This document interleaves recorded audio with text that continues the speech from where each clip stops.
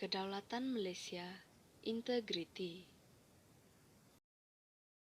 Definisi: Pelan Integriti Nasional PIN adalah merealisasikan hasrat wawasan 2020, yaitu menjadi sebuah negara maju menurut acuan sendiri dengan membentuk sebuah masyarakat yang kukuh ciri-ciri moral dan etikanya, dengan para warganya mempunyai nilai keagamaan dan kerohanian yang utuh dan ditunjangi oleh budi pekerti yang luhur. Etika dan integriti adalah dua kata kunci terpenting yang mendasari PIN. Etika adalah himpunan nilai dan moral yang menjadi piawai bagi tingkah laku individu, organisasi, dan profesion. Manakala integriti secara umumnya ialah kualiti unggul yang wujud secara keseluruhan dan padu pada individu dan organisasi. Integriti berkaitan erat dengan etika dan ia adalah berlandaskan etika dalam tindakan sehari-hari. Objektif khusus. Yang pertama, memberikan hala tuju dan bimbingan supaya mereka dapat bekerja sama membina masyarakat yang bersatu padu, berharmoni, berintegriti, bermoral, dan beretika.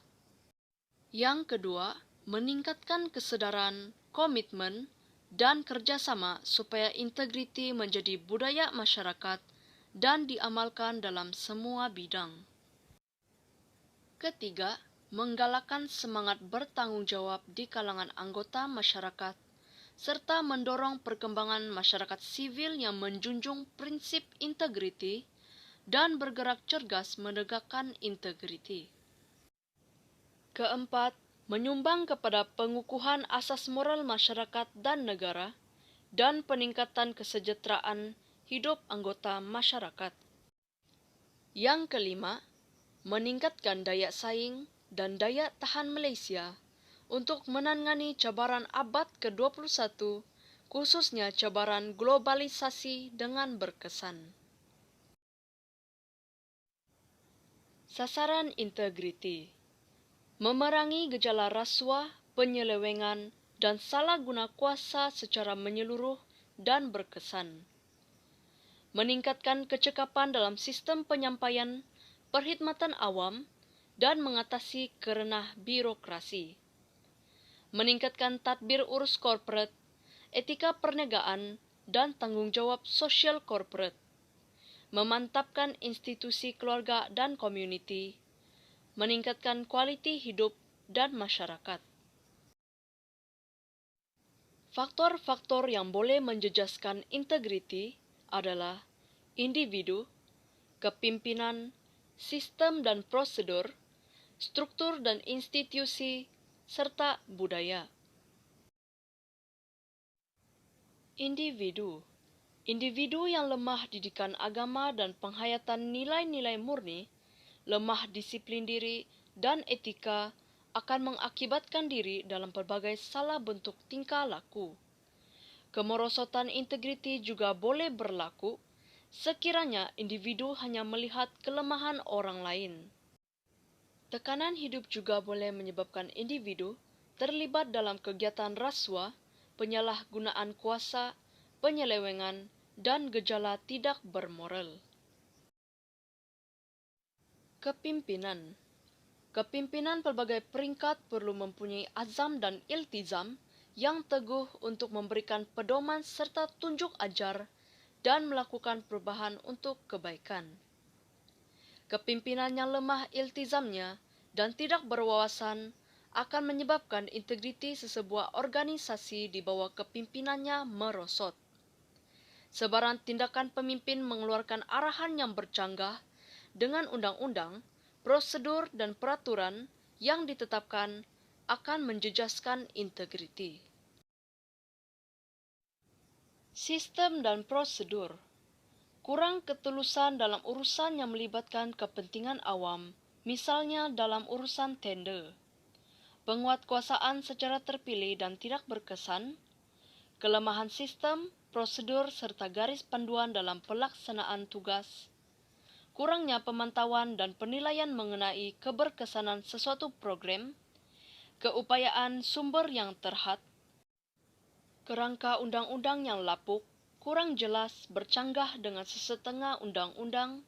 Kelemahan ini boleh menyebabkan ketidakcekapan, kecelaruan, dan perselisihan pendapat di kalangan pekerja. Struktur dan institusi.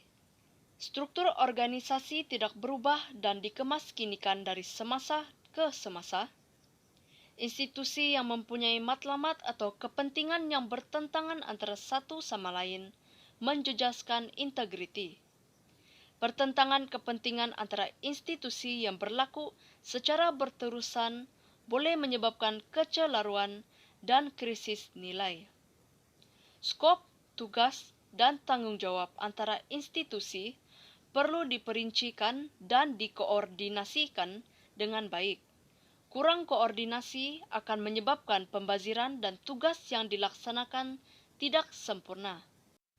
Pertindihan dalam tugas boleh mengakibatkan persaingan yang tidak sihat serta pengabaian tanggung jawab. Budaya. Persekitaran amat penting dalam mempengaruhi individu dari segi pembentukan nilai dan tingkah laku. Budaya yang menjunjung tinggi integriti akan memberi persekitaran yang sesuai untuk individu tidak menyimpang dalam tingkah lakunya. Budaya yang sebaliknya akan mempengaruhi mereka untuk tidak ambil peduli, tidak bertanggung jawab, dan melepaskan tanggung jawab kepada orang lain. 8 strategi pelaksanaan PIN. Nomor 1, institusi keluarga. Membina keluarga yang utuh, penyayang, bahagia, dan sejahtera. Pengurusan kesehatan jasmani dan rohani, pemantapan nilai-nilai murni sebagai asas pembentukan identiti. Sebagai contoh, program lawatan kebajikan mewujudkan kesedaran dalam mengeratkan hubungan kekeluargaan melalui lawatan ke rumah orang-orang tua atau rumah kanak-kanak. Nomor 2, community. Pengukuhan nilai-nilai murni, kejiranan dan community, pemantapan pertubuhan dan institusi asas dalam community, pengukuhan semangat patriotik dan perpaduan antara kaum, meningkatkan kesedaran mengenai pemeliharaan alam sekitar. Nomor 3, masyarakat sibil. Pengukuhan kerjasama antara badan-badan bukan kerajaan, NGO, kerajaan dan swasta untuk pemantapan integriti. Nomor 4, institusi sosial. Membina insan yang berpengetahuan, berkemahiran, beretika, berintegriti, dan bertanggung jawab. Meningkatkan taraf kesehatan, kecerdasan, keceriaan, dan produktiviti. Mengembangkan budaya yang kreatif, berinovasi, dan bertanggung jawab melalui penyebaran maklumat. Nomor 5, institusi agama. Peningkatan kerjasama, persefahaman, dan saling menghormati antara penganut pelbagai agama. Penghayatan dan pengamalan nilai-nilai murni ajaran agama. Peningkatan penghayatan dan pengamalan ajaran agama Islam sebagai agama kemajuan. Nomor 6, institusi ekonomi. Meningkatkan integriti sektor korporat seperti memberi latihan etika dan integriti kepada pengurusan pelbagai peringkat. Pengukuhan perpaduan antara kumpulan etnik dan antara wilayah melalui aktiviti ekonomi. Memastikan nasib golongan petani, penternak, dan nelayan terbela melalui program pembangunan manusia asas komoditi dan pusat pengumpulan dan aktiviti pengangkutan. Nomor 7, institusi politik. Pengekalan keluhuran perlembagaan dan sistem politik negara. Pengekalan kedaulatan dan peningkatan keutuhan institusi parlimen sebagai institusi penggubal undang-undang, pengamalan budaya yang sihat, beretika, matang dan demokratik. Nomor 8. Institusi pentadbiran. Memantapkan keberkesanan tadbir urus terbaik dengan pemodenan pentadbiran dan institusi. Melaksanakan sistem saringan dalam pemilihan pegawai dan staf yang lebih ketat, terutama mereka di bahagian atau unit berisiko tinggi dengan ruang dan peluang gejala rasuah.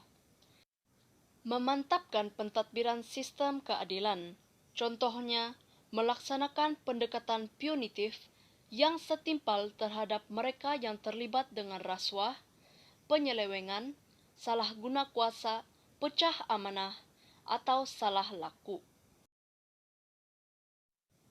Kesimpulan, penghayatan dan penterjemahan falsafah, prinsip dan objektif Plan Integriti Nasional (PIN) oleh pelbagai sektor masyarakat dan negara sudah pasti akan menjadi suatu kekuatan yang ampuh bagi mengubah wajah masyarakat dan negara Malaysia. Kekuatan ini juga akan membolehkan Malaysia menangani cabaran baru abad ke-21 dengan lebih berkesan. Kesemua ini akan menyumbang kepada pencapaian cita-cita menjadi masyarakat maju mengikut acuan sendiri.